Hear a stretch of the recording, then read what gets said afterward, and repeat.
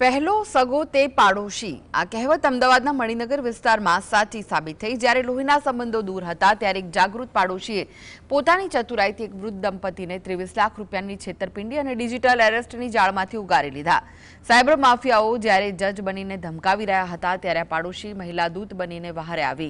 તપસ્વી એપાર્ટમેન્ટમાં રહેતા 70 અને 71 વર્ષના વૃદ્ધ દંપતીને સાયબર ગઠિયાઓએ ડિજિટલ અરેસ્ટ કર્યા હતા। ગભરાયેલા વૃદ્ધ દંપતીએ બહારગામ રહેતી દીકરીના ફોન ઉપાડવાનું પણ બંધ કરી દીધું। ચિંતાતુર દીકરીએ પાડોશમાં રહેતી મહિલાને તપાસ કરવા વિનંતી કરી, જે બાદ પાડોશીને શંકા જતા પોલીસને જાણ કરીને પોલીસ ઘરે પહોંચી વૃદ્ધ દંપતીને સાયબર ગઠિયાઓએ બિછાવેલી જાળમાંથી બહાર કાઢ્યા।